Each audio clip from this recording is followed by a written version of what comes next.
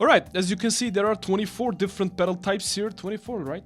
I'm not counting. And there are no order here. I'm just gonna dive into it. So let's start with the volume pedal. It's C. It's an obvious C because I think it's a cool effect. I mean, you know, doing that is very cool. But you can just do that with the guitar volume too. You don't need that. I mean, that's why it's C. Tuner is another one. It's a big D for me. Where you say big D, I mean, the most important thing for a guitarist is to be on tune. I know that, and I'm guilty of it, but if you're a bedroom guitarist, like 99% of the whole guitar world, you can just use apps in between songs, and I think that'll cut it. Now, though, overdrive. It's a big S for me, and not because I love Blues Driver. I mean the all overdrive sections, because overdrive is not as limited as fuzz or, you know, big muffs or distortion. I mean, overdrives can do everything, and I mean, think of a song right now that has an overdrive. Very easy S, and it should be there forever. Buffer, it's another S, because if you never had a buffer and you have like 15 pedal in your signal chain, chances are it's a disgusting tone,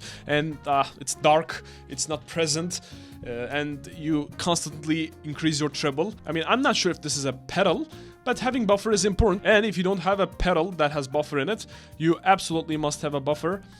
So that's that. Fuzz pedals, now this is where it gets biased because this is an easy C for me. It's disgusting, it's hard to use in bedroom volumes. And I think everybody thinks that Hendrix has the greatest tone.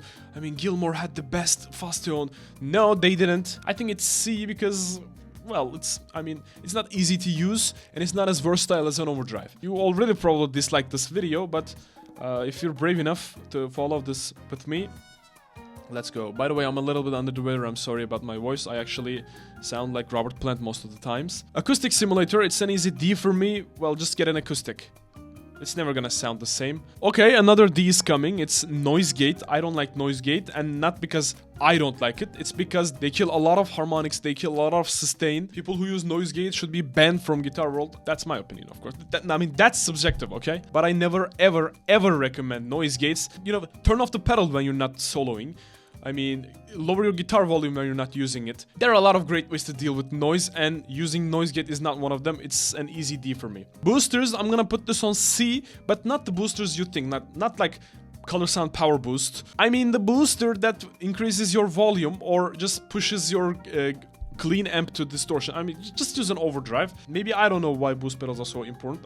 I tried to use them, but I just didn't see the point. Again, one of you probably disliked this video again. I'm just gonna skip this for a while. Let's just use delay. That's an easy C for me, and even here.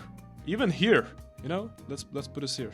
Okay. Why delay is C? Because, well, you can't replicate delay without a delay pedal. By the way, let me just, you know, do this because buffer is more important. I can't even picture a pedal bolt without a delay. All right, let's go. Let's go. What do we? Let's go Uni-Vibe. I'm gonna put Uni-Vibe in the A because, well, I'm a Hendrix fan. Every legendary guitar player has one in their pedal board. I mean, Eric Johnson had one, Stevie Ray Vaughan had one, Jimi Hendrix had one, David Gilmour had one. So many. I mean, everybody had this. They had incredible guitar tones. I think Uni-Vibe is one of the best modulations to have. It's so versatile. It's very watery, and I mean a good quality Uni-Vibe, not cheap-ass Uni-Vibes that doesn't even have those mini lamps in them. Photocells, something like that. I'm not a tech guy. Well, obviously, look at this list. I'm looking at Procorat here, and I'm gonna put this on a B. This is a B because, one, a good overdrive can do distortion like Blues Driver or Color Sound Power Boost. That's an overdrive. It's a booster, but it's an overdrive. Let's say it's an overdrive because it is an overdrive. And if you're doing, let's say, metal, you can use Tube Screamer in front of your Marshall amp. I mean, distortion is actually more versatile if you know how to use it, but maybe I don't know how to use it. It's a B. Let's go Phaser. I love Phaser. I think this is an easy A for me. And not just because I love the Shiver Here album. I mean, Shine On You Crazy Diamond, Have a Cigar. It's because a Phaser can do Uni-Vibe too. You know, it's not quite the same, of course. It's not. But you can use a Phaser like this one, this orange box, which is a classic one. I think this is the best Phaser, by the way. And get great Uni-Vibe tones too. I mean, you can do Breathe, any color, like anything you want. Anyway, this is an A because of Shine On You Crazy Diamond. That's the story, actually. Wah pedal. It's an S, of course. I can't play with wah that good. There are great wah players like Hendrix. I think wah is a very special and a very unique effect.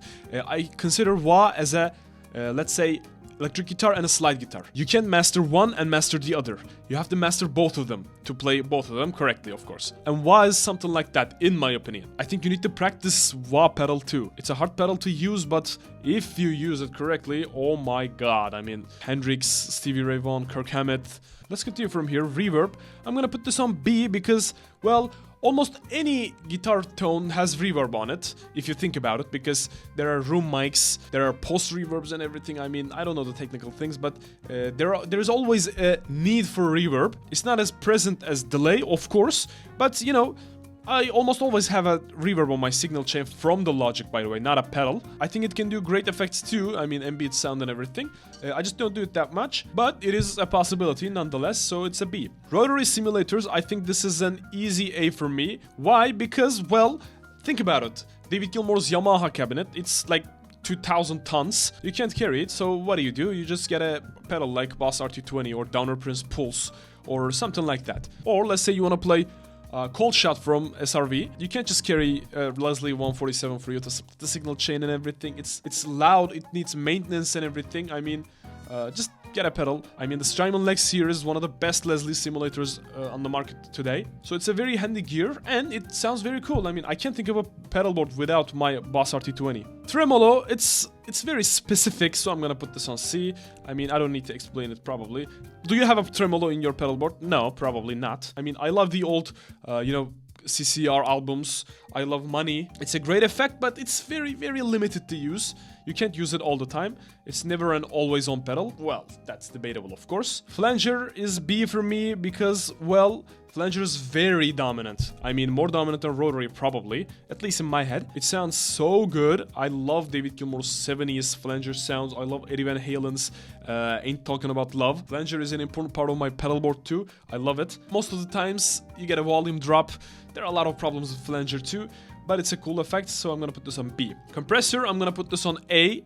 Top of the A, actually. My view on compressor changed after I got MXR Dynacomp Mini and recently Kali 76. I think everyone needs to have a compressor in their pedal board to get those clean sounds. Sustain is another great addition. I mean, evening out the picking is another great addition. And if you're a bedroom player like 99% of the world, you need that dynamic range compressed. If you really need a reason to get compressor, well, I'm gonna give you two. One, Another Brick in the Wall. Two, Echo's Gdansk Final Solo. You need compressor for that mellow sound. Alright, Whammy, I'm gonna put this on C because it's, again, very limited. By the way, Whammy, but I'm talking about the drop pedals too. So it's very limited to use, it's very handy to use. Also, I'm a big Tom Morello fan, so, I mean, let's go Rage Against the Machines. Big Muff is one of my favorite pedals of all time. I'm gonna put this on A.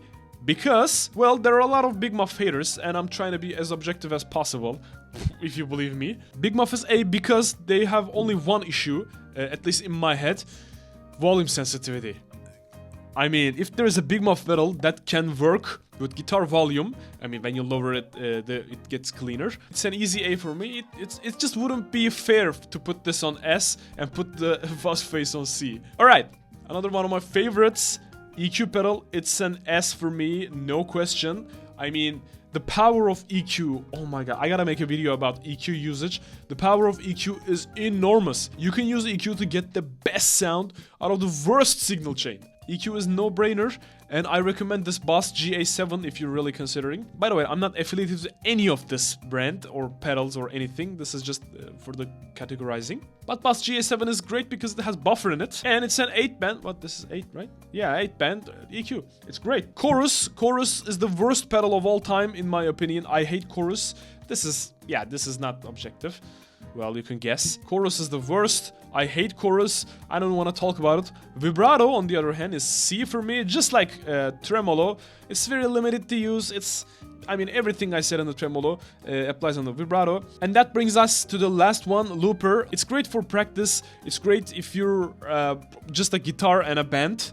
I mean, just one guitar and a band. So it's a B. Well, that is my list. Don't forget to put a dislike down below. If you didn't hate me already, I highly recommend you check out my channel. I consider myself experienced on Gilmour tone and Gilmour style guitar playing. I try to teach Gilmour tones. I try to teach Gilmour style. And if you do check out my Patreon, there are premium tutorials there with tabs and everything, backing tracks, and pedal by pedal tone guides for specific guitar tones with alternative pedals. I know I was trashing your favorite pedal in this video, and I know you hate me, but that's only because I'm a little under the weather. Anyway, if you didn't hate me, check this video out for my Pink Floyd album list, and check this video out if you love Dark Side of the Moon Redux from Roger Waters. I didn't, and it's very obvious in the video.